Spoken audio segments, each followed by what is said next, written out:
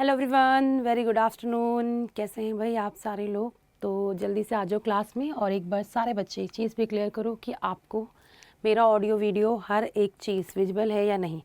तो कल वाली क्लास में हमने बहुत अच्छे से पढ़ा था कॉन्स्टिट्यूशन के बारे में, और आज की क्लास में हम समझेंगे कि कॉन्स्टिट्यूशन के फीचर्स क्या हैं, इंडियन कॉन्स्टिट्यूशन की क्या क्या विशेषताएं हैं। हम बहुत डिटेल में और बहुत अच्छे से समझने वाले हैं। तो एक बार जल्दी से आ जाओ क्लास में, फिर अपनी क्लास को हम शुरू करते हैं, ठीक है।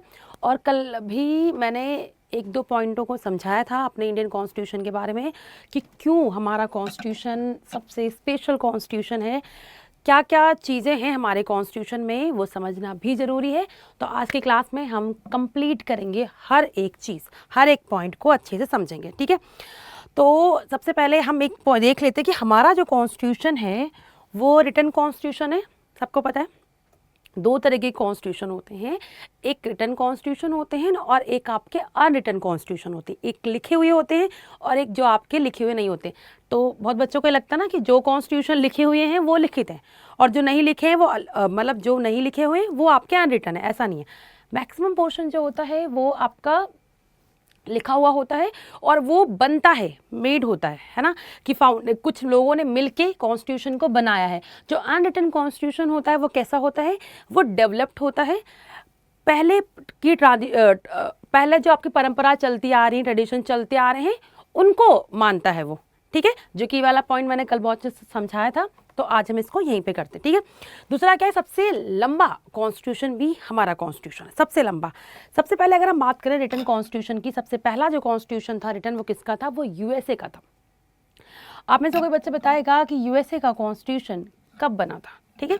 सबसे पहले लिखित कॉन्स्टिट्यूशन की बात करें तो यहाँ पे मैं लिख देती हूँ। सबसे पहले जो हमारा लिखित कॉन्स्टिट्यूशन था वो कहाँ का था? जो हमारा लिखित संविधान था वो कहाँ का था? यूएसए का, जिसे हम बोलते हैं अमेरिका, ठीक है। यूएसए का था। और सबसे लंबा कॉन्स्टिट्यूशन किसका है? सबसे लंबा लिखित संविधान किसका है? ये इंडिया का, ठीक है। सबसे लंबा लिखित संविधान किसका है? वो हमारे भारत का है। अच्छा, क्यों इतना लंबा हमारा संविधान बना? जब यूएसए का कॉन्स्टिट्यूशन बना था तो यूएसए के कॉन्स्टिट्यूशन में सिर्फ 7 आर्टिकल्स थे, सिर्फ। और हमारा कॉन्स्टिट्यूशन जब बना तो हमारे कॉन्स्टिट्यूशन में 395 आर्टिकल्स थे, 8 अनुसूचियाँ थी और आपके 22 पार्ट्स, ठीक है। जब हमारा कॉन्स्टिट्यूशन बना था तब, और यूएसए का कॉन्स्टिट्यूशन बना था तब उसमें कितने पार्ट थे? 7 पार्ट। तो हमारा कॉन्स्टिट्यूशन इतना बड़ा क्यों बनाया गया? कोई तो रीज़न होगा।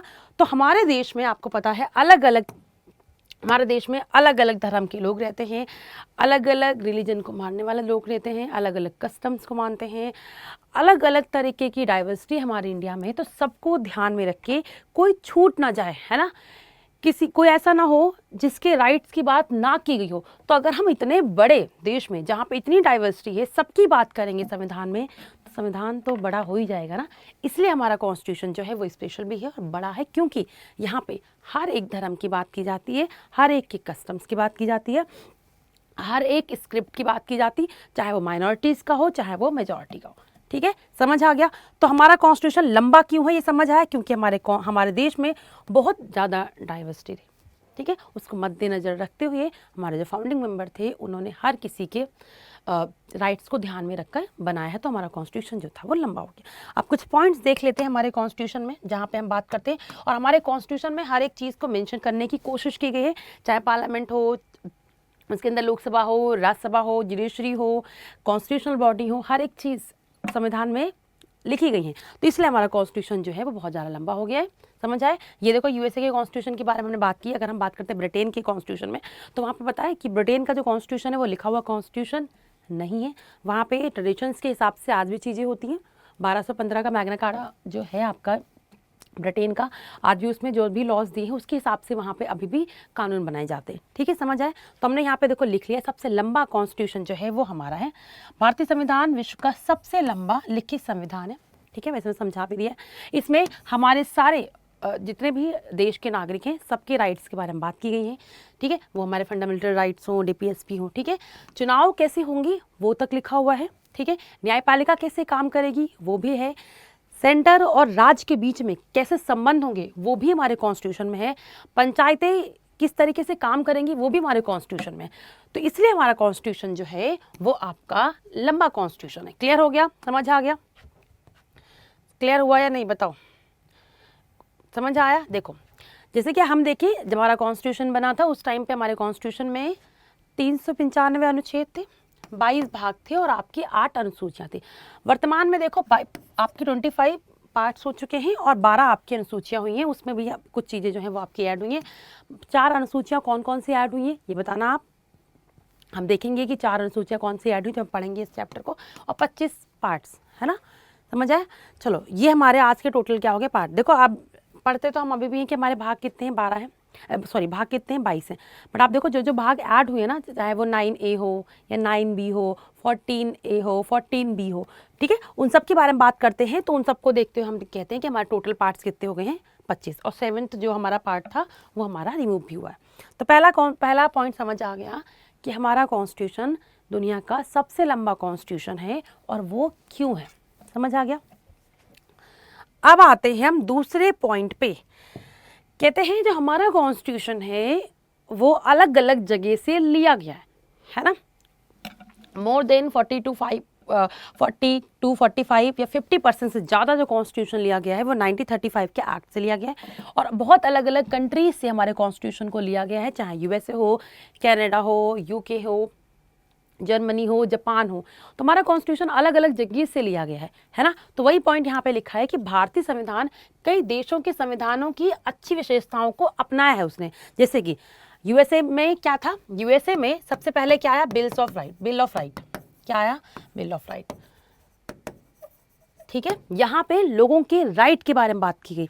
तो हमारा जो संविधान बना तो हमें ऐसा लगा कि बिल ऑफ राइट तो हमारे देश में भी होना चाहिए, बट जो बिल ऑफ राइट यूएसए के थे वो यूएसए के नागरिकों को ध्यान में रख के बनाए गए, ठीक है। और जो हमारे फंडामेंटल राइट्स हैं वो हम हमारे देश के नागरिकों को ध्यान में रख के बनाएंगे, ठीक है। तो हमने यूएसए से क्या ले लिया, हमने यूएसए से बिल ऑफ राइट ले लिया, मतलब फंडामेंटल राइट्स जो हैं वो हमने कहाँ से लिए हैं, वो हमने यूएसए से लिए, ठीक है।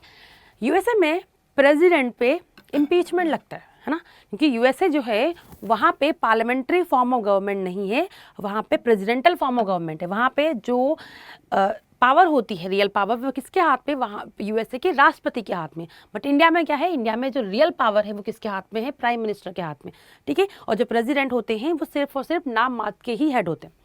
बट अगर हम यूएसए के बारे में बात करें तो यूएसए में जो प्रेसिडेंट होते हैं उन पे क्या लगता है, इम्पीचमेंट लगता है। क्या लगता है प्रेसिडेंट पे, इम्पीचमेंट। और इम्पीचमेंट को हम हिंदी में क्या बोलते हैं, महाभियोग। तो अगर हम बात करें हमारे वहाँ पे भी आपने देखा होगा कि आर्टिकल 61, अगर हम इंडिया के कॉन्स्टिट्यूशन के बारे में बात करें तो इंडियन कॉन्स्टिट्यूशन का आर्टिकल 61 कहता है कि प्रेसिडेंट पे क्या लगेगा, इम्पीचमेंट लगेगा। इसका मतलब ये है कि हमने इम्पीचमेंट कहाँ से लिया है, यूएसए से। क्लियर हुआ। तो हमने यूएसए से क्या क्या ले लिया, एक तो हमने फंडामेंटल राइट्स लिए, दूसरा हमने क्या ले लिया, इम्पीचमेंट, ठीक है। कि प्रेसिडेंट को कैसे हटाया जाएगा उसका जो प्रोसेस होगा उसको क्या बोलते हैं, इम्पीचमेंट बोलते हैं, जो कि इंडियन कॉन्स्टिट्यूशन के आर्टिकल 61 में लिखा गया। तो ये हमने कहाँ से लिया है, ये हमने लिया है यूएसए से। अगर हम बात करते हैं ब्रिटेन की, ठीक है, तो हम ब्रिटेन की बात करें तो ब्रिटेन से जो हमारे देश में पार्लियामेंट्री सिस्टम है वो हमने कहाँ से लिया है, वो हमने ब्रिटेन से लिया है। और भी हमने ब्रिटेन से बहुत चीज़ें ली, क्योंकि ब्रिटेन ने हम पे इतने साल रूल किया है। तो अब बताओ जरा ब्रिटेन से हमने और क्या क्या लिया। दूसरी बात, यहाँ पे अगर हम फंडामेंटल राइट्स के बारे में बात करते हैं, हम बोलते हैं मौलिक अधिकार। मौलिक अधिकार आपने देखा होगा जब इमरजेंसी लगती है तो मौलिक अधिकार सस्पेंड हो जाते हैं। ये पावर किसके पास है, प्रेसिडेंट के पास है। तो मौलिक अधिकारों का सस्पेंशन या फिर मौलिक अधिकार जो सस्पेंड होते हैं इमरजेंसी की कंडीशन में, वो हमने कहाँ से लिया है, वो हमने जर्मनी से लिया। कहाँ से लिया, जर्मनी से। तो हम यहाँ पे क्या देख लें कि suspension of fundamental right during the national emergency, उस कंडीशन में ये पावर हमने कहाँ से ली है, ये हमने ली है जर्मनी से, ठीक है। इमरजेंसी कहाँ से ली है हमने प्रोविजंस, वो 1935 के एक्ट से हैं। बट फंडामेंटल राइट सस्पेंड हो रहे वो कहाँ से, वो हमने लिए हैं जर्मनी से। क्लियर हो गया। अभी हम सोर्सेज पढ़ नहीं रहे हैं, हम पढ़ेंगे तो बहुत अच्छे से पढ़ेंगे डिटेल में, बट अभी आप समझ लो कि हमने कहाँ से क्या क्या चीज़ें ली है। ठीक है, समझ आ गया। और यहाँ पे देखो लिखा हुआ है कि पार्लियामेंट्री सिस्टम हमने यूके से लिया हुआ है, यूएसए से हमने फंडामेंटल राइट्स लिए हुए हैं, आयरलैंड की कॉन्स्टिट्यूशन से हमने डीपीएसपी लिया है, directive principle of state policy हमने कहाँ से लिया है, ये हमने लिया है आयरलैंड से। ठीक है, फंडामेंटल राइट्स और डीपीएसपी दोनों ही एक तरीके के राइट हैं। फंडामेंटल राइट जो होते हैं वो उसके अगेंस्ट आप सुप्रीम कोर्ट जा सकते हो, हाई कोर्ट जा सकते हो, बट डीपीएसपी जो होते हैं वो जस्टिसेबल राइट नहीं होते, इनके अगेंस्ट में आप सुप्रीम कोर्ट और हाई कोर्ट नहीं जा सकते। क्लियर हो गया। बट अगर इन पे कोई कानून बन गए तो ये आपके लीगल हो जाएंगे। कनाडा से हमने क्या लिया, स्ट्रॉन्ग सेंटर। जैसे मैंने कल हमने पढ़ा था कि जब इमरजेंसी लगती है हमारे देश में, उस कंडीशन में सारी पावर जो होती है वो केंद्र सरकार के पास आ जाती है। तो ये क्या शो करता है कि हमारा केंद्र जो है वो बहुत स्ट्रांग है। ठीक है, तभी हम कहते हैं हमारा देश जो है वो ट्रू फेडरल कंट्री नहीं है, कॉसी फेडरल है, क्योंकि कुछ कंडीशंस में सेंट्रल गवर्नमेंट जो है वो बहुत स्ट्रांग हो जाता है। जैसे कि इमरजेंसी की कंडीशन में हमारा केंद्र सरकार है बहुत स्ट्रांग हो जाता है।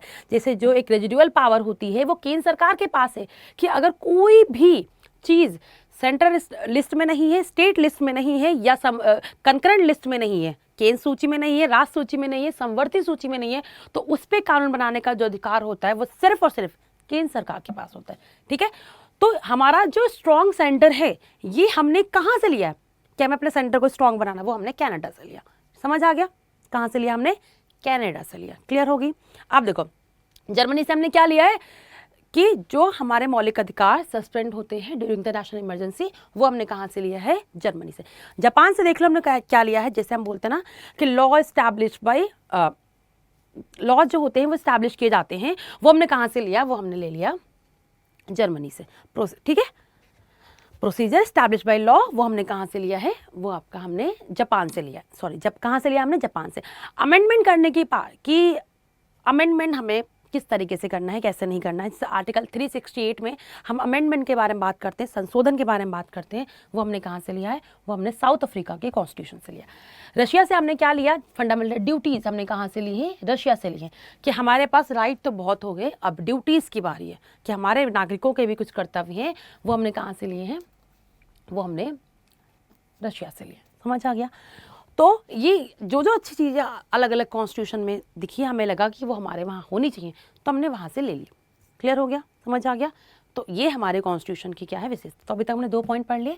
पहला पॉइंट, सबसे लंबा कॉन्स्टिट्यूशन हमारे देश का, क्यों लंबा है मैंने बता दिया आपको। ठीक है, दूसरा पॉइंट क्या है कि हमारा जो कॉन्स्टिट्यूशन है वो अलग अलग सोर्सों से लिया गया है। कौन कौन से इंपॉर्टेंट सोर्स थे वो भी हमने यहाँ पे पढ़ लिया। ठीक है, चलो तीसरा पॉइंट देखो, हम फीचर्स पढ़ा रहे हैं अभी आपको। क्या पढ़ा रहे हैं, important feature of the Indian constitution. दूसरा, हमारा देश कैसा है अब, सॉवरेन। क्या मतलब होता है सॉवरेन का। इससे पहले 1947 से पहले क्या हम एक सॉवरेन कंट्री थे, बताओ, नहीं। क्योंकि सॉवरेन का मतलब ये होता है कि इंडिपेंडेंट, हम अपने डिसीजन खुद ले सकें, उसके लिए हम कैसे हो, इंडिपेंडेंट हो, और एक्सटर्नली हम फ्री हो, हम पे किसी दूसरी पावर का कंट्रोल ना हो। जैसे कि आज हम अपने डिसीजन खुद ले सकते हैं। इंडिया ने जम्मू कश्मीर से आर्टिकल 370 को रिमूव किया, तो क्या उसने यूएसए से पूछा या यूएन से जाके पूछा कि हम आर्टिकल 370 को जम्मू कश्मीर से हटा रहे हैं। उसने जम्मू कश्मीर को एक यूटी बना दिया, तो क्या उसने जाके पूछा, नहीं, क्योंकि हम क्या हैं, हम सॉवरेन हैं। सॉवरेन का मतलब ही 2 लाइन में देख लो। पहला क्या कि आप अपने डिसीजन लेने के लिए कैसे हो, इंडिपेंडेंट हो, आप अपने खुद के डिसीजन ले सको, खुद के डिसीजन ले, उसके लिए क्या हो, आप स्वतंत्र हो। क्लियर हो गया। दूसरा क्या है, आप पे किसी भी पावर का कंट्रोल ना हो जिससे पूछ के आप चीज़ें करो। ठीक है, जब तक आपकी शादी नहीं होती तब तक आप कैसे होते हो, तब तक आप इंडिपेंडेंट नहीं होते हो। आप डिसीजन किससे पूछ के लेते हो, अपनी पेरेंट्स से पूछ के। बट उसके बाद जब आप अपने खुद के डिसीजन लेने लगते हो कि ये डिसीजन, ये चीज़ मेरे अकॉर्डिंग होगी, और आप पे कोई एक्सटर्नल पावर नहीं होती है, तो उस टाइम पे आप क्या होते हो, सॉवरेन। मतलब क्या है कि आप इंटरनल कैसे हो, इंडिपेंडेंट हो, एक्सटर्नल आप फ्री हो। मैं लिख दूं यहाँ पे, एक्सटर्नल जो हो आप कैसे हो, फ्री हो, और इंटरनल आप कैसे हो, इंडिपेंडेंट।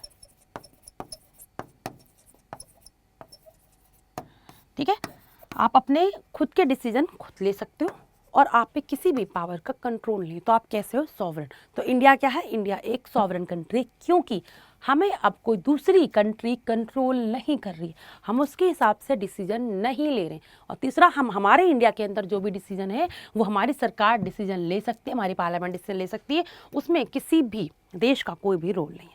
तो हमारा देश कैसा है? हमारा देश जो है वो सॉवरन है। भारत किसी भी दूसरे देश के नियंत्रण में नहीं है, वो अपने फैसले खुद ले सकता है। भारत अपने कानून स्वयं बनाता है और अपनी विदेश नीति स्वयं तय करता है कि हमारी फॉरेन पॉलिसी कैसी होंगी, हमें किसके साथ जो ट्रेड करना है या नहीं करना। तो प्लीज़ आप एग्जाम्पल मत देना कौन सा, ट्रंप वाला, है ना। चलो समझ आ गया, क्लियर हो गया। सॉवरेन मतलब क्या होता है कि आप अपने डिसीजन खुद ले सको और आप पे कोई भी कंट्री का किसी भी तरीके का दबाव ना हो या वो आपको कंट्रोल ना कर रही हो। समझ आ गया? बताओ, क्लियर होगी? 3 पॉइंट हो गया। सॉवरेन का मतलब समझ लेना, हम जब पढ़ेंगे प्रियम्बल तो भी हमें ये शब्द मिलेंगे देखने को, तो उस टाइम पे आपको पता होना चाहिए, ठीक है। दूसरा पॉइंट देखो क्या, दूसरा पॉइंट ये है, हम यहाँ पे क्या देख रहे हैं? हम यहाँ पे देखने वाले हैं सोशलिस्टिक समाजवादी के बारे में। देखो, हमारा जो समाजवाद है और जो वेस्टर्न समाजवाद है वो अलग है। हमारा समाजवाद किसको फॉलो करता है? गांधीयन प्रिंसिपल्स को फॉलो करता है और फॉलो करता है नेहरू जी के प्रिंसिपल्स को, ठीक है। समाजवाद मतलब क्या होता है कि सारी चीज़ें किसके हाथ में हो, कि सारी चीज़ें सरकार के हाथ में हो, है ना। जैसे हम पढ़ते हैं जब रशिया के बारे में, तो देखते हैं, आपने पढ़ा भी होगा हिस्ट्री में, कि हर चीज़ किसके हाथ में होगा? सरकार के हाथ में हो, हर चीज़ सरकार रेगुलेट करे, है ना। बट हमारे इंडिया में आपने देखा ऐसा नहीं है। इंडिया में क्या है? सरकार भी कुछ चीज़ों को रेगुलेट कर रही है, गवर्नमेंट हॉस्पिटल्स भी हैं और प्राइवेट हॉस्पिटल्स भी हैं, दोनों को बीच में मिला दिया गया, ठीक है। तो हमारा सोशलिस्टिक समाजवाद जो है वो वेस्टर्न समाजवाद से बिल्कुल अलग है। क्लियर हो गया? और ये किस लिए किया गया? ताकि क्या हो, सरकार का उद्देश्य सामाजिक व आर्थिक समानता स्थापित करना, और ये तब हो पाएगा जब सरकार क्या करेगी? दोनों चीज़ों को बैलेंस करेगी। चाहे मनरेगा को लाना हो, जनधन योजना लाना हो, फ्री एजुकेशन करना हो, पब्लिक डिस्ट्रीब्यूशन सिस्टम लाना हो, या फिर अडानी हो, अंबानी हो, इनको कुछ सब्सिडीज देना बिजनेस खोलने के लिए, ताकि वो भी आगे क्या कर सकें? बढ़ सकें। क्योंकि निजी और मतलब जो पब्लिक सेक्टर है और जो प्राइवेट सेक्टर है, दोनों को मिला के ही हमें आगे बढ़ाना, तभी हमारा देश जो होगा वो ग्रोथ करेगा। समझ आ गया? ये भी हमारा एक बहुत इंपॉर्टेंट फीचर है। अब हमारा देश कैसा है? सेक्युलर। क्या मतलब होता है सेक्युलर का? धर्मनिरपेक्ष। हमारे देश का खुद का कोई भी धर्म नहीं है। मतलब ये है कि इंडिया हैज़ नो रिलीजन। आप इंडिया में रहते हो, आप किसी भी धर्म को मानो, ठीक है। आप धर्म को मानो या धर्म को ना मानो, वो भी आपका मन, है ना। मैं नास्तिक हूँ, मैं किसी धर्म को नहीं मानती हूँ, तो भी सरकार आपसे कुछ भी नहीं कहेगी।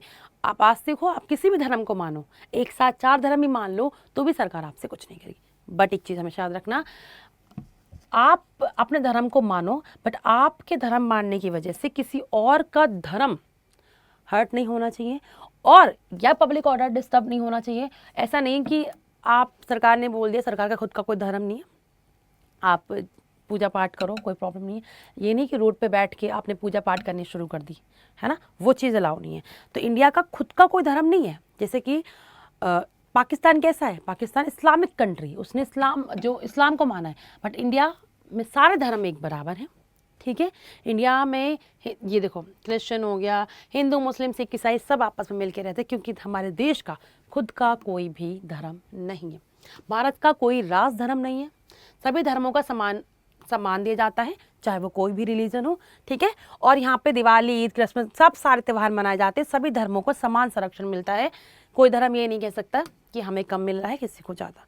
माइनॉरिटी वाला हो चाहे वो आपका मेजॉरिटी वाला, ठीक है। कुछ धर्म है जो मेजॉरिटी में रहते हैं, कुछ जो है माइनॉरिटी से, हिंदू धर्म मेजॉरिटी में है। तो दोनों धर्मों को, दोनों धर्म ध्यान करके बनाया गया है। मतलब हमारा देश एक सेकुलर कंट्री है। किसी भी धर्म को या किसी भी धर्म को हमारा देश जो नहीं मानता, सारे धर्म के लोग मिलजुल के साथ रहते हैं। तो हमारा देश कैसा हो गया? हमारा देश जो है वो आपका एक सेकुलर कंट्री। समझ आ गया? बताओ, क्लियर हो गया? सारा पॉइंट का रिवाइज भी करेंगे जल्दी जल्दी। दूसरा क्या है? हमारा देश कैसा है? Democratic Republic. मतलब हमारा देश कैसा है? हमारे देश में क्या होते हैं? चुनाव होते हैं, है ना। डेमोक्रेसी का मतलब क्या होता है? लोकतंत्र जो होते हैं ना, वो 2 तरीके के होते हैं। कौन कौन से बताएगा? एक होती डायरेक्ट डेमोक्रेसी, डायरेक्ट डेमोक्रेसी, और एक होती है आपकी इनडायरेक्ट डेमोक्रेसी।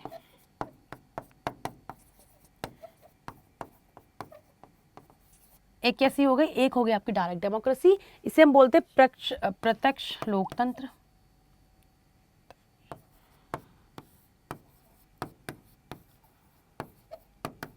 और ये हो गया आपका अप्रत्यक्ष लोक।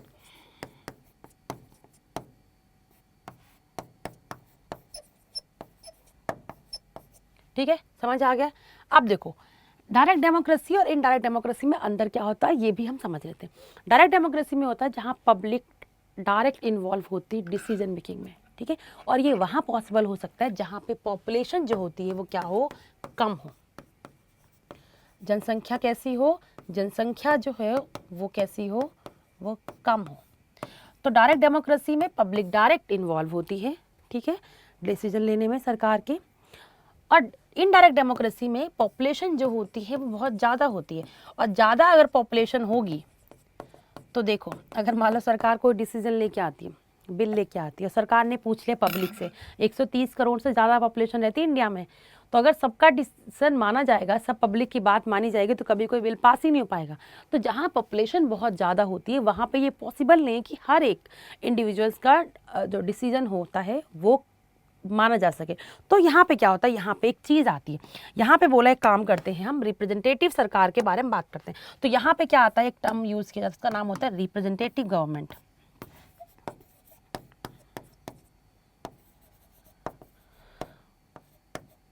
मतलब ये कि 10 लाख के पॉपुलेशन पे एक बंदा खड़ा हो, मतलब खड़ा तो कोई भी हो सकता है इलेक्शंस में ना, 10 लाख की पॉपुलेशन पे एक लोग इलेक्ट होंगे, ठीक है। 10 लाख की पॉपुलेशन में क्या होगा, एक पर्सन इलेक्ट होगा। यहाँ पे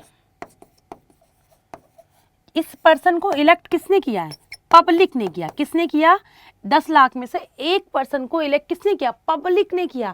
इसलिए जो एमपी होते हैं, सांसद जिन्हें बोलते हैं, या विधायक होते हैं, एमएलए, उनको इलेक्ट करता कौन है, हम करते हैं। हमने इलेक्ट किया, और हमने जब इनको चुन लिया, ये कहाँ जाएंगे, ये जाएंगे कहाँ, पार्लियामेंट में, या फिर राज्य विधानमंडल में क्या बनाएंगे, हमारे लिए डिसीजन लेंगे, हमारे लिए आवाज़ उठाएंगे। समझ आया। तो ये होती इनडायरेक्ट डेमोक्रेसी। तो इंडिया में कैसी है, इंडिया में आपकी डेमोक्रेसी जो है वो इनडायरेक्ट। क्लियर हो गया। तो इनडायरेक्ट डेमोक्रेसी में सरकार कैसे काम करती है, वहाँ पे रिप्रेजेंटेटिव गवर्नमेंट काम होता है। 10 लाख में से एक कैंडिडेट इलेक्ट होता है, जो पब्लिक ने ही खड़ा किया होता है, पब्लिक की चॉइस पे ही होता है, हमने उसे वोट देके जिताया, वो पहुंचता है पार्लियामेंट, या फिर कहाँ पहुंचेगा, राज्य विधानमंडल में, जहाँ पे वो हमारे लिए आवाज़ उठाएगा, हमारे लिए डिसीजन मेकिंग के काम करेगा। ठीक है, समझ आया। तो एमपी और आपके विधायक। तो इंडिया में कैसी डेमोक्रेसी है, इंडिया में इनडायरेक्ट डेमोक्रेसी। इससे पहले हम लोकतंत्र नहीं थे, हमारा देश लोकतंत्र नहीं था, हमारे ऊपर ब्रिटिश का कंट्रोल था, उससे पहले मोनार्की हुआ करती थी। ठीक है, बट अब क्या हो गया, अब हमारे देश में डेमोक्रेसी है।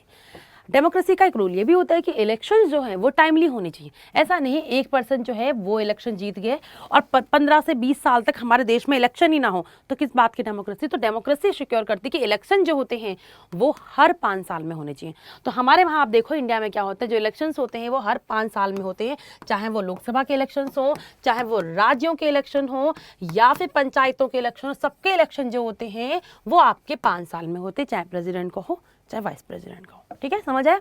और ये बीच में सरकार हटाई भी जा सकती है, जब आप हम देखेंगे डिसॉल्व होती है गवर्नमेंट तब। ठीक है, तो इंडिया में कैसी डेमोक्रेसी, इंडिया में डेमोक्रेसी इनडायरेक्ट डेमोक्रेसी। डेमोक्रेसी का मतलब क्या होता है, लोकतंत्र, कि अब जो डिसीजन लेने की पावर है वो किसके पास में है, पब्लिक के पास में। ठीक है, पब्लिक के हिसाब से ही चीज़ें की जाएंगी, पब्लिक जो बोलेगी उसके हिसाब से डिसीजन लेगी कौन, सरकार। तो डिसीजन लेने की पावर 2 तरीके की होती है, एक डायरेक्ट होती है, जो पब्लिक डायरेक्ट डिसीजन मेकिंग में इन्वॉल्व होती है, उसे बोलते हैं डायरेक्ट डेमोक्रेसी। और ये जहाँ पे कम पॉपुलेशन होता है वहाँ पॉसिबल है, जैसे बताओ कोई एग्जांपल जहाँ पे डायरेक्ट डेमोक्रेसी है। और इनडायरेक्ट डेमोक्रेसी जहाँ पॉपुलेशन बहुत ज़्यादा होता है, उस जगह पे हर एक इंडिविजुअल्स का डिसीजन लेना पॉसिबल नहीं। इस वजह से वहाँ पर सरकार किस तरीके से काम करती है, इस तरीके। क्लियर हो गया कि हम कैसे हैं, हम आपके एक डेमोक्रेटिक कंट्री। यहाँ पे एक शब्द लिखा जिसका नाम है ये आपका रिपब्लिक। रिपब्लिक का मतलब अलग से आप देख लो, ऐसे तो रिपब्लिक मतलब होता है कि हमारे देश के जो प्रेसिडेंट होते हैं वो कैसे हैं, वो इलेक्टेड हैं, उनका चुनाव होता है। ब्रिटेन में क्या है, आज भी आप देखो जो राजा महाराजा होते हैं वो इलेक्टेड नहीं होते हैं, राजा का बेटा ही राजा बनता है। ठीक है, हमारा जो प्रेसिडेंट है वो कैसे इलेक्टेड। तो हमारा देश एक कैसा है, डेमोक्रेटिक रिपब्लिक है, यहाँ पे हर किसी के इलेक्शंस होते हैं। इलेक्शन जो होते हैं 5 साल में होते हैं। ठीक है, समझ आया, क्लियर हुआ। दूसरा देखते हैं पार्लियामेंट्री सिस्टम के बारे में। तो हमने यहाँ पे क्या देखा, हमने यहाँ पे देखा कि पार्लियामेंट्री सिस्टम, हमने बोला ना पहले भी, ब्रिटेन ने हम पे इतने टाइम तक कंट्रोल किया। और अगर हम जननी के बारे में बात करते हैं तो पार्लियामेंट की जननी कौन है। देखो, अगर हम बात करते हैं पार्लियामेंट के बारे में, बहुत अच्छे से पढ़ेंगे डिटेल में जब पार्लियामेंट टॉपिक आएगा, बट पार्लियामेंट की जननी के बारे में बात करें तो वो कौन है, वो ब्रिटेन। और ब्रिटेन ने हम पे 200 साल तक रूल किया।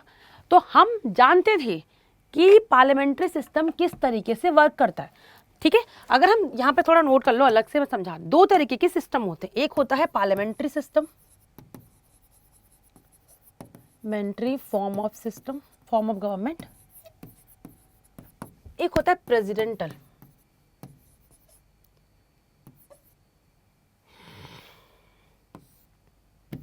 सॉरी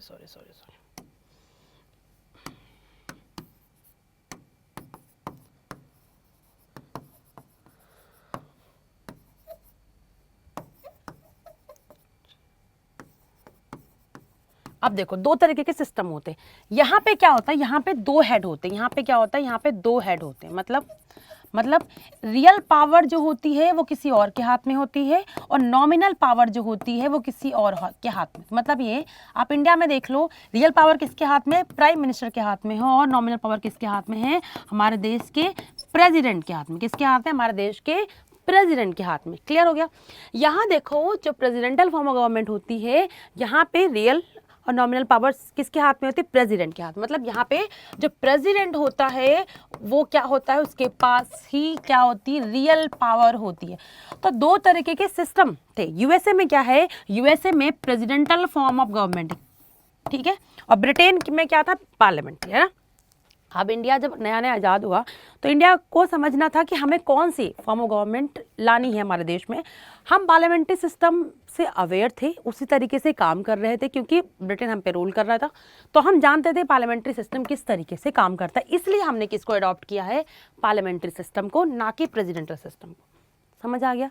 जो कि हम फेडरल कंट्री है यूएसए की तरह, बट हमारे वहाँ पे प्रेसिडेंटल फॉर्म ऑफ गवर्नमेंट नहीं है, कैसा है, पार्लियामेंट्री फॉर्म ऑफ गवर्नमेंट। तो इंडिया फेडरल के साथ क्या है, पार्लियामेंट्री। यूएसए फेडरल के साथ क्या है, प्रेसिडेंटल। समझ आ गया।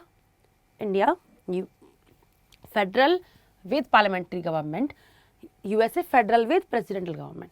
हमने क्यों नहीं लिया, क्योंकि हम जानते थे किस तरीके से पार्लियामेंट्री सिस्टम जो है वो हमारा काम करता है। समझ आ गया। एक बार यहाँ पे भी देख लो।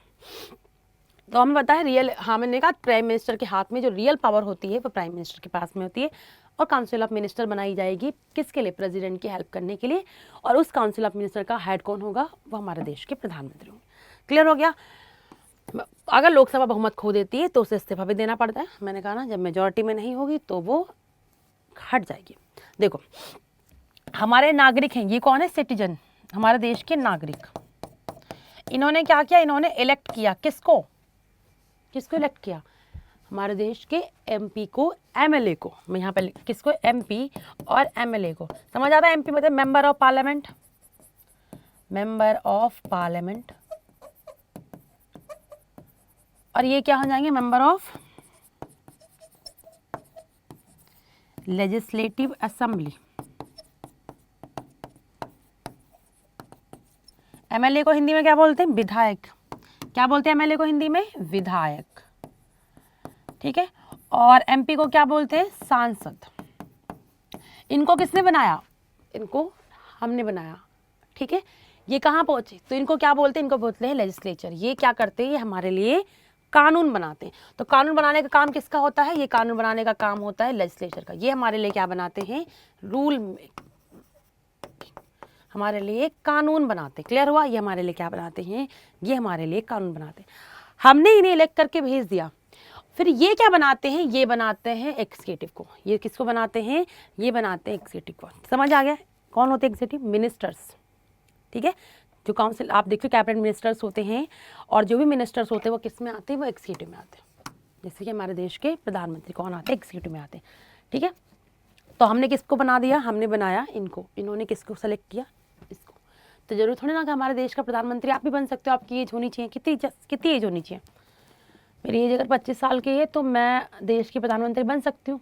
ये ज़रूरी नहीं कि मैं MP हूँ लोकसभा की या राज्यसभा की, ज़रूरी नहीं कुछ भी।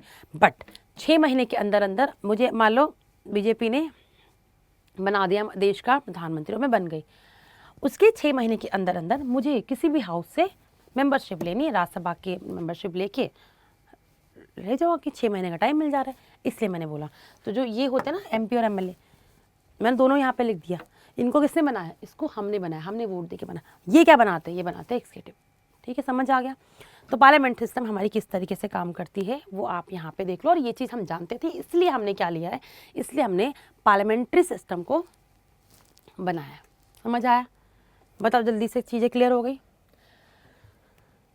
तो अब आ जाते हैं अगला पॉइंट। अगला पॉइंट है कि हमारा जो देश है वो फेडरल सिस्टम विद यूनिटरी बाइस, ये मैंने कल भी बहुत अच्छे समझाया था, आज भी समझा देती हूँ कि हमारा देश कैसा है, फेडरल कंट्री है। सबसे अच्छा एग्जाम्पल फेडरल कंट्री का कौन है, यूएसए में ट्रू फेडरल है। इंडिया में ट्रू फेडरलिज्म नहीं है। उसका रीज़न क्या है हम बताएंगे अभी। मैंने कल भी बताया था, यूएसए जो है वो एग्रीमेंट के साथ बना है, इस वजह से वहाँ पे यूएसए को बनाने वाले स्टेट ही, इसलिए स्टेट के पास ज़्यादा पावर होती है, उनके पास खुद का कॉन्स्टिट्यूशन होता है, खुद की नागरिकता भी है। पर इंडिया में, इंडिया कोई किसी भी तरीके से एग्रीमेंट से नहीं बना, इसलिए इंडिया में स्टेटों के पास पावर्स तो है बट उनके पास खुद का कॉन्स्टिट्यूशन नहीं है और खुद की नागरिकता नहीं है।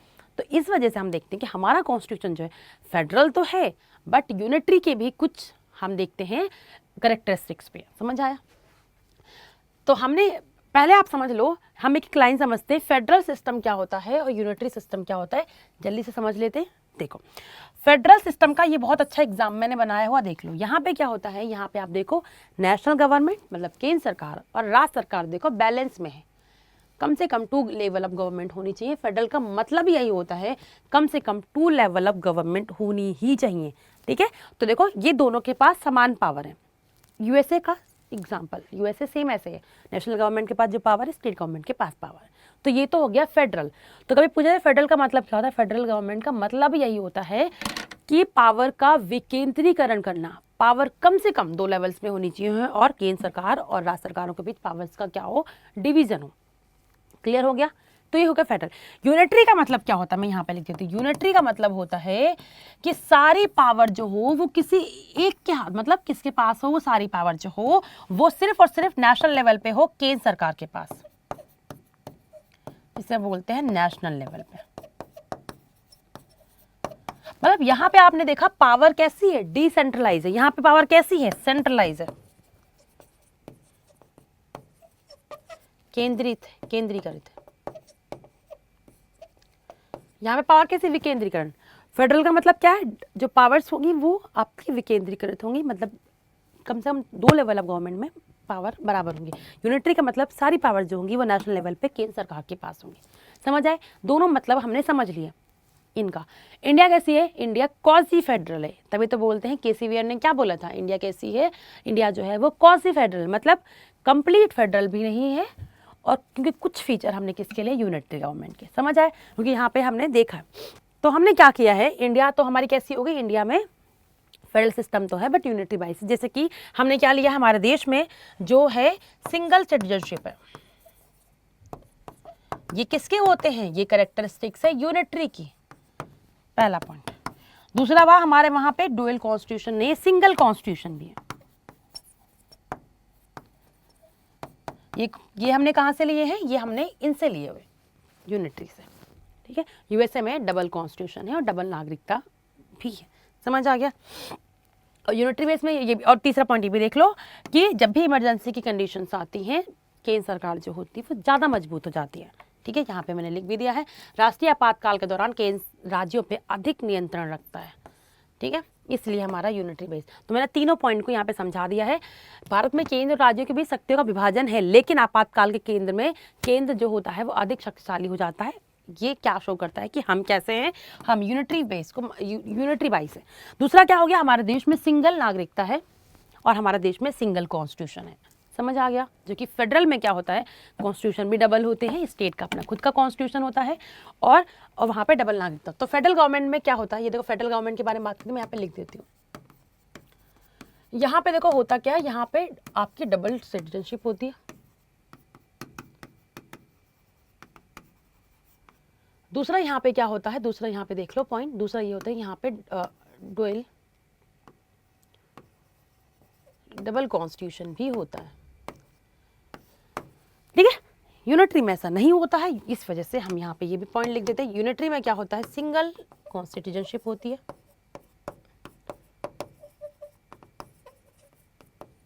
और सिंगल ही कॉन्स्टिट्यूशन होता है।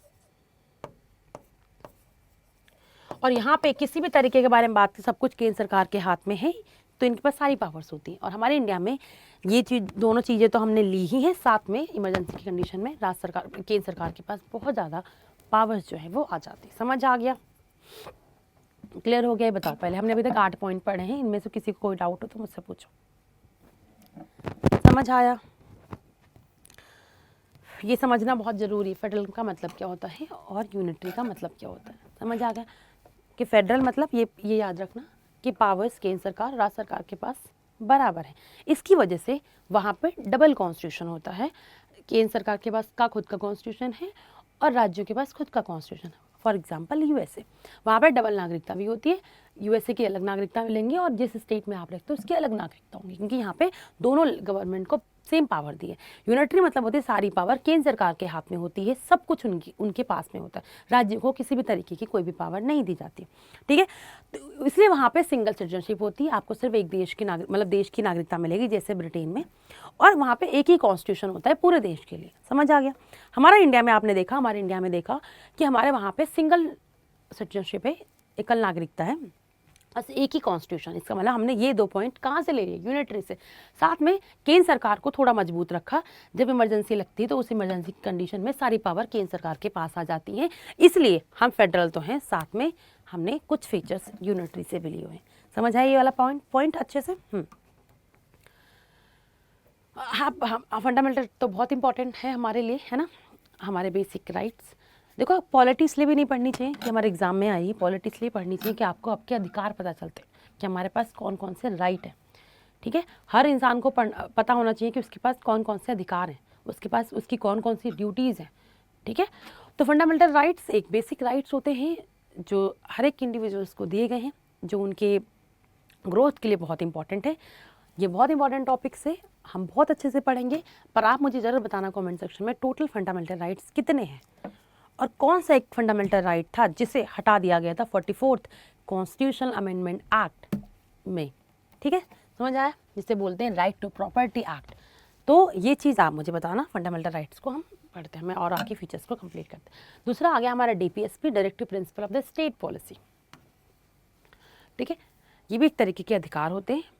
समझ आ गया? ये हमारे सोशल जस्टिस को ज़्यादा इंश्योर करते हैं और फंडामेंटल राइट जो है वो पॉलिटिकल जस्टिस को इंश्योर करते थे। डीपीएसपी भी हम पढ़ेंगे बहुत अच्छे से, बहुत डिटेल में। और सरकार का मेन काम क्या है, वेलफेयर स्टेट बनाना। ये कहाँ पे लिखा हुआ है, ये कहाँ पे लिखा है, ये लिखा है हमारे डीपीएसपी में कि सरकार कैसी पॉलिसीज़ बनाएगी, सरकार ऐसी नीतियाँ बनाए जिससे हमारा देश कैसा हो, वेलफेयर स्टेट की तरह काम कर सके। देखो यहाँ पे क्या, ये सरकार को कल्याणकारी नीतियाँ बनाने का मार्गदर्शन देती हैं। तो कभी वेलफेयर स्टेट के बारे में बात की जाए, वो कहाँ पे लिखा है, डीपीएसपी के अंदर, है ना। तो कभी भी अगर आप बात की जाए कि सरकार वेलफेयर स्टेट के बारे में कहाँ बात करती है, तो वेलफेयर स्टेट के बारे में सरकार कहाँ बात करती है, वो बात करती है आपकी डीपीएसपी के अंदर। ये भी हम बहुत डिटेल में पढ़ेंगे जब ये टॉपिक आएगा तब, बट आप समझ लो ये भी हमारी एक फीचर्स। फंडामेंटल कर्तव्य, मौलिक ड्यूटी, मतलब फंडामेंटल ड्यूटीज़ क्या है, ये हमने कहा ना, ये हमने ऐड किया कब, 42nd कॉन्स्टिट्यूशनल अमेंडमेंट एक्ट 1976 में। किसकी सरकार थी, इंदिरा गांधी जी की सरकार थी। तो इंदिरा गांधी जी की सरकार में हमने फंडामेंटल ड्यूटीज़ को ऐड किया। ये हमने कहाँ से लिया, रशियन कॉन्स्टिट्यूशन से। ठीक है, कि इन्होंने बोला कि कुछ ड्यूटीज़ हैं वो भी होनी चाहिए, पता होना चाहिए नागरिकों की, उनकी कुछ ड्यूटी है जो उन्हें करनी है। ठीक है, तो हम देखेंगे यहाँ पे स्वर्ण सिंह कमेटी की रिकमेंडेशन से ड्यूटीज़ आती हैं। ठीक है, और फिर हम उन ड्यूटीज़ को बहुत अच्छे से पढ़ेंगे डिटेल में, जहाँ पे हम ये भी देखेंगे कि इन्वायरमेंट की बचाने की बात भी की जाती है, हमें अपने इन्वायरमेंट को बचाना है, हमें अपने नेशनल फ्लैग की रिस्पेक्ट करनी है, बहुत चीज़ें जो हम यहाँ पे बहुत अच्छे से पढ़ेंगे जब हम यहाँ पे देखेंगे, ठीक है। बट अभी आप देख लो कुछ ड्यूटीज़ भी हैं, राष्ट्रीय ध्वज का सम्मान करना, सार्वजनिक संपत्ति की रक्षा करना और बहुत सारी ड्यूटीज़ जो मैं यहाँ पे पूरी कंप्लीट लिखे नहीं लाए, क्योंकि जो हम पढ़ाएंगे तो वहाँ पे देखेंगे, ठीक है। बट ये हमारा एक फीचर्स है, ठीक है। चलो आ जाओ, इंडिपेंडेंट जुडिशरी। जैसे मैंने आपसे बोला ना, हमारा देश कैसा है, फेडरल में हमने बोला था कि पावर्स कैसी हैं, डिवाइड हो रही हैं केंद्र और राज्य सरकारों के बीच में, और इंडिया में तो लोकल गवर्नमेंट को भी पावर दी गई है ना। तो यहाँ पे हमारे फेडरल गवर्नमेंट में जुडिशरी जो होती है वो इंडिपेंडेंट होती है, उसके बाद पावर होती है। बट अगर हम यूनिटरी की बात करते हैं तो वहाँ पे पार्लियामेंट जो होती है, केंद्र सरकार जो होती है, बहुत पावरफुल होती है, उसके पास बहुत सारी पावर्स होती है, अनलिमिटेड पावर होती है, जिसकी वजह से वहाँ के जो सुप्रीम कोर्ट या फिर हाई कोर्ट होते हैं वो इतने पावरफुल नहीं होते और ना ही वो इंडिपेंडेंट होते। बट हमारे वहाँ पे आप देखो जुडिशरी कैसी है, इंडिपेंडेंट है। किस तरीके से काम करती देखो,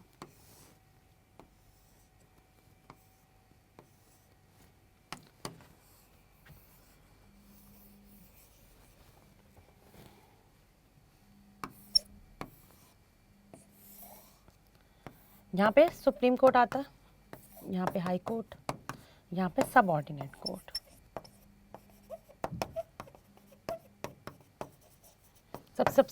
सबसे बड़ा कौन सा कोर्ट है, वो सुप्रीम कोर्ट है ना। कहाँ पे है, दिल्ली में। हाई कोर्ट हर स्टेट में होता है। अच्छा, सारे स्टेट में हाई कोर्ट है, बताओ टोटल कितने हाई कोर्ट्स हैं, बताना जरा। क्या हर स्टेट में हाई कोर्ट है? ठीक है, जैसे पंजाब हरियाणा का हाई कोर्ट कौन सा है, चंडीगढ़ हाई कोर्ट। तो समझ आ गया। तो इसका मतलब ये है कि हर 2 स्टेटों के एक हाई कोर्ट भी हो सकते हैं, है ना। चलो 3 तरीके के हाई कोर्ट्स होते हैं, और हमारा जो मतलब जो हमारा जो कोर्ट होती है, जुडिशरी होती है, supreme court, high court and आपकी सबऑर्डिनेट कोर्ट। तो हमने यहाँ पे क्या देखा, क्यों इंडिपेंडेंट है जुडिशरी। देखो 3 तरीके की हम बात, जब हम सरकार के अंगों के बारे में बात करते हैं, तो अगर हम बात करें आपसे ऑर्गन ऑफ गवर्नमेंट,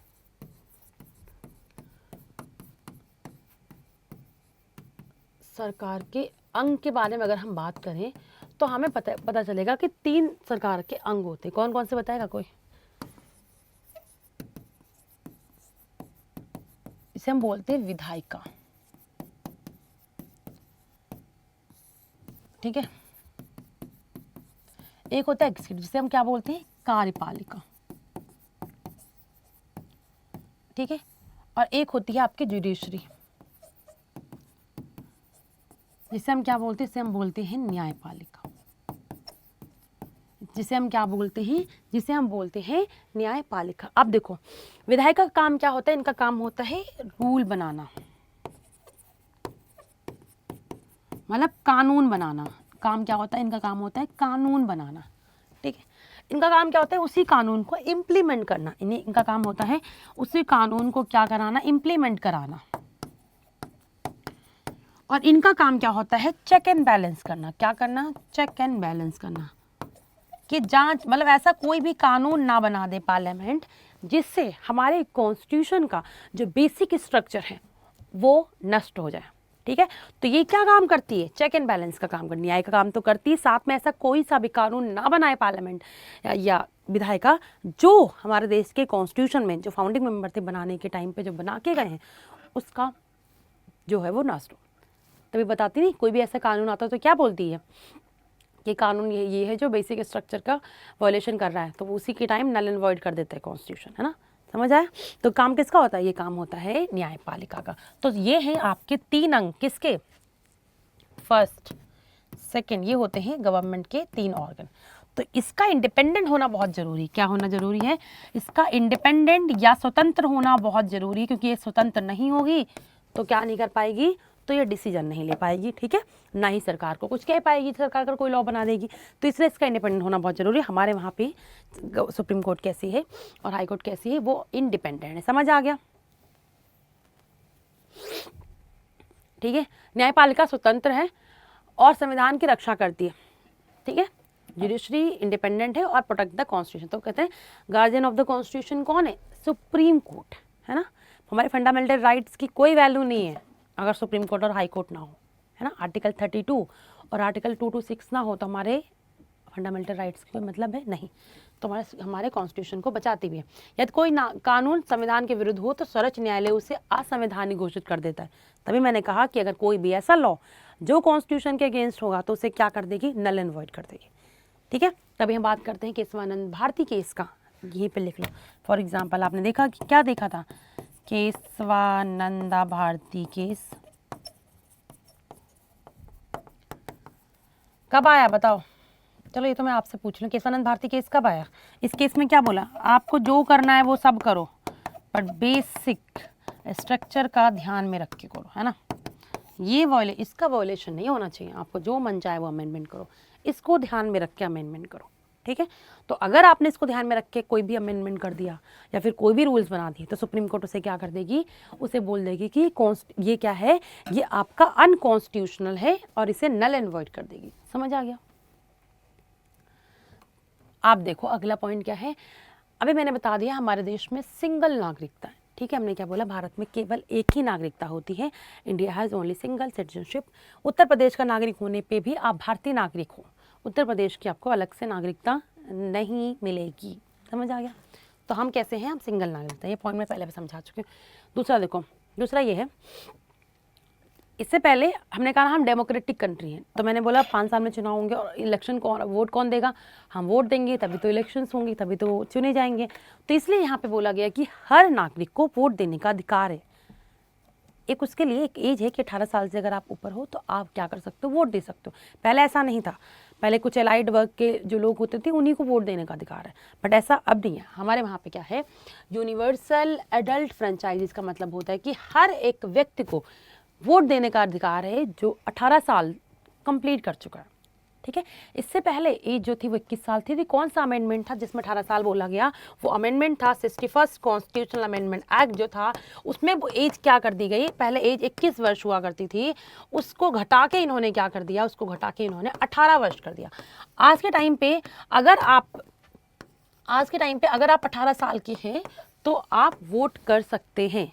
क्लियर हो गया। अगर आप 18 साल के हैं तो आप क्या कर सकते हो, अब वोट कर सकते हो। समझ आ गया। तो हमने यहाँ पे देखा कि हमारे वहाँ एडल्ट और ये सब लोग वोट कर सकते हैं, पुरुष भी महिला भी, ठीक है, और ट्रांसजेंडर भी। हर कोई इंसान वोट कर सकता है, किसी के लिए स्पेशल लॉस नहीं है कि कोई इंसान वोट नहीं कर सकता। तो हर इंसान, हमारा कॉन्स्टिट्यूशन हर एक इंसान को वोटिंग राइट देता है जिसकी एज 18 साल से ऊपर है। ये देख लो यहाँ पे 18 वर्ष या उससे अधिक आयु का प्रत्येक भारतीय नागरिक मतदान कर सकता है। जात, धर्म, लिंग व संपत्ति के आधार पे मतदान का अधिकार नहीं छीना जाएगा कि आपकी जात अलग है, आपका धर्म अलग है, आपका लिंग अलग है या फिर आपकी संपत्ति बहुत ज़्यादा है, तो उसके हिसाब से आपको वंचित नहीं किया जाएगा वोट देने के लिए। समझ आ गया। तो इसका मतलब ये होता है कि हर एक इंसान के पास राइट है वोट करने का जिसकी एज 18 साल या फिर उससे अधिक है। 18 साल से ऊपर होनी चाहिए, प्लस होनी चाहिए 18 साल से, ठीक है, कम नहीं होनी चाहिए। आगे समझ। और देख लो, इमरजेंसी प्रोविजंस भी दिए हुए हैं हमारे कॉन्स्टिट्यूशन में। 3 तरह की इमरजेंसी होती हैं, बताओ कौन कौन सी। एक होती है नेशनल इमरजेंसी, आर्टिकल 352, एक होती फाइनेंशियल इमरजेंसी आर्टिकल 360 और एक होती है प्रेसिडेंट रूल जिसे हम लोग स्टेट इमरजेंसी बोलते हैं आर्टिकल 356। ठीक है, उसके जो कौन कौन से प्रोविजंस हैं वो भी यहाँ पे लिखा हुआ है। तो जब भी इमरजेंसी लगती है, मैंने कहा स्टेट के पास जो पावर होती है वो किसके पास चली जाती है, केंद्र सरकार के पास चली जाती है। और केंद्र सरकार चाहे तो जो भी स्टेट लिस्ट में सब्जेक्ट है उस पर भी कानून बना सकती है। तो केंद्र सरकार इमरजेंसी कंडीशन में बहुत ज़्यादा पावरफुल हो जाती है। आपको याद होगा इंदिरा गांधी जी का वो टाइम जब हमारे देश में लगी थी इमरजेंसी, है ना। समझ आया। अब देखो, मैंने भी बोला था इसी वाली जब नेशनल इमरजेंसी लगती है, ठीक है, उस इमरजेंसी में हमारे फंडामेंटल राइट जो है वो सस्पेंड कर दिए जाते हैं। कौन करता है, प्रेसिडेंट करते हैं, और वो हमने कहाँ से लिया था, जर्मनी की कॉन्स्टिट्यूशन से। तो इसको भी हम अलग से पढ़ेंगे बहुत अच्छे से डिटेल में। बट आप देखो हमारे वहाँ पे भी ये दिया हुआ है कि अगर देश में संकट आए, उसका संकट की कंडीशन में संकट आता है या फिर बाहरी कोई हम पे आक्रमण करता है और देश हमारा खतरे में है, तो उस कंडीशन में देश में इमरजेंसी लगाई जा सकती है। ये भी हमारे कॉन्स्टिट्यूशन का एक फीचर्स। ठीक है, अगला पॉइंट देखो, इंडिपेंडेंट इलेक्शन कमीशन एक ये आपने क्या देखा, इलेक्शन कमीशन कहाँ पे दिया हुआ है, आर्टिकल 324 में हम देखते हैं जहाँ पे इलेक्शन कमीशन बनाया गया। इनका काम क्या होता है, इनका काम सिर्फ इतना होता है कि हमें फ्री और फेयर इलेक्शंस कराने। कैसे कराने, फ्री और फेयर इलेक्शंस कराने हैं, ठीक है, और टाइमली इलेक्शन कराने हैं, ठीक है। तो ये कैसे हैं, ये इंडिपेंडेंट है।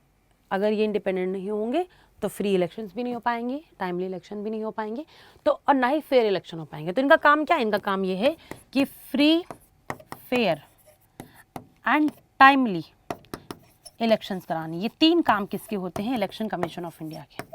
ठीक है, तो हमारा इलेक्शन कमीशन ऑफ इंडिया कैसा? इंडिपेंडेंट। अगर ये तीनों काम आपको करने हैं तो इसके लिए इनका इंडिपेंडेंट होना बहुत जरूरी है, इनका स्वतंत्र होना बहुत जरूरी है। समझ आ गया? ठीक है, एक लास्ट फीचर बचा हमारी क्लास का, वो ये अमेंडमेंट करने का प्रोसीजर भी दिया हुआ है। ये हमने कहाँ से लिया बताओ जरा?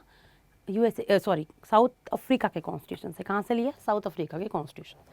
अब देखो, हमारा कॉन्स्टिट्यूशन में अमेंडमेंट करना इजी भी है और टफ भी। मतलब हमारे कॉन्स्टिट्यूशन में आप क्या कर सकते हो? कॉन्स्टिट्यूशन में इजीली आप अमेंडमेंट कर सकते हो, रिजिड भी है और कैसा है? फ्लेक्सिबल भी है। मतलब इसका मतलब होता है कठोर और इसका मतलब होता है लचीला। अगर हम यूएसए के कॉन्स्टिट्यूशन के बारे में बात करें तो जो हम यूएसए, अगर हम बात करते हैं कठोर कॉन्स्टिट्यूशन की, अगर हम किसकी बात करते हैं? अगर हम बात करते हैं कठोर संविधान की, वो कहाँ का है? यूएसए का। ठीक है, बहुत वहाँ पे कॉन्स्टिट्यूशन में अमेंडमेंट करना बहुत मुश्किल होता है। और अगर हम बात करते हैं आप लचीले कॉन्स्टिट्यूशन की, वो कहाँ का है? वो आपका ब्रिटेन का। इंडिया ने क्या बोला? इंडिया ने बोला, तो मतलब यहाँ पे आप देखो कि स्पेशल मेजॉरिटी के साथ यहाँ पे क्या होता है? आपका अमेंडमेंट हो सकता है। यहाँ पे क्या ऑर्डिनरी बिल ले और अमेंडमेंट कर दो। तो इंडिया ने क्या बोले? काम करते हैं हम दोनों के फीचर्स लिए। तो इंडिया में क्या है? इंडिया का कॉन्स्टिट्यूशन कैसा है? इंडिया का कॉन्स्टिट्यूशन कुछ केसेस में रिजिड भी है और कुछ केसेस में फ्लेक्सिबल भी है, जहाँ पे इजीली हम क्या कर सकते हैं? अमेंडमेंट कर सकते हैं, और कुछ में नहीं। इसलिए आप देखो, अमेंडमेंट करने की हम 3 तरीके की बात करते हैं, 3 तरीके के बिल आते हैं। एक आप देखो मेजॉरिटी होती है, जिसे आप सिंपल मेजॉरिटी बोलते हैं। अगर आपको सिंपल मेजॉरिटी के साथ कर सकते हो आप, इसे बोलते हो कोई भी सिंपल मेजॉरिटी, मतलब जितने भी मेंबर्स है वहाँ पे पार्लियामेंट में, राज्य विधानमंडल में, वहाँ पे वोटिंग करा लो, एक मेंबर भी ज़्यादा हो जाएगा तो बिल जो है वो पास हो जाएगा। दूसरा होता है स्पेशल मेजॉरिटी के साथ, और तीसरा होता है special majority with state concern. Majority with half of state concern. 3 तरीके के हम क्या कर सकते हैं? 3 तरीके से हम अपने देश में अमेंडमेंट कर सकते हैं। सिंपल मेजॉरिटी मतलब इजीली कर सकते हैं आप, कोई भी बिल आपको लगता है पास कराना है तो इजीली आप यहाँ से पास करा सकते हो। कोई बिल ऐसा है जहाँ पे आपकी स्पेशल मेजॉरिटी लगती है 2/3 प्रेजेंट प्लस वोटिंग होना चाहिए, और यहाँ पे क्या है? स्पेशल मेजॉरिटी के साथ साथ कम से कम जितने भी हमारे टोटल स्टेट हैं उनमें से हाफ ऑफ स्टेट की मेजॉरिटी होनी बहुत ज़रूरी है। ठीक, तो हमारा कॉन्स्टिट्यूशन कैसा है? ना तो बहुत ज़्यादा रिजिड है और ना तो बहुत ज़्यादा फ्लेक्सिबल है। तो कुछ केसेस में फ्लेक्सिबल भी है और कुछ में कैसा है? कुछ में वो आपका रिजिड भी है। यूएसए का कॉन्स्टिट्यूशन कैसा है? बहुत रिजिड। और ब्रिटेन का कॉन्स्टिट्यूशन कैसा है? लचीला, फ्लेक्सिबल। और इंडिया का कैसा है? दोनों ही, बोथ, दोनों की कैरेक्टरिस्टिक हमने ले ली। तो हमने अपने कॉन्स्टिट्यूशन के सारे इंपॉर्टेंट फीचर्स समझ लिए हैं। किसी को कोई डाउट हो तो मुझसे पूछ लो अभी। ठीक है, हमने टोटल मिला के 17 फीचर्स समझे। तो हमारे कॉन्स्टिट्यूशन के फीचर्स जो हैं वो कंप्लीट हो चुके हैं बहुत अच्छे तरीके से। ठीक है, तो हमने कंप्लीट कर लिए हैं फीचर। मिलते हैं अगली क्लास में अगले टॉपिक के साथ। ठीक है, तो आज के लिए इतने रखते हैं। Bye bye, take care and thank you so much. कोई भी डाउट हो तो प्लीज़ मुझसे बाद में पूछ लेना कि हाँ मुझे ये चीज़ समझ नहीं आई या फिर ये चीज़ का कोई डाउट है। मुझे लगता है मैंने बहुत अच्छे समझा दी, इससे ज़्यादा आपको क्या ही पढ़ना है। और ठीक है, तो मिलते हैं अगली क्लास में। आज के लिए इतने, bye bye, take care and thank you so much.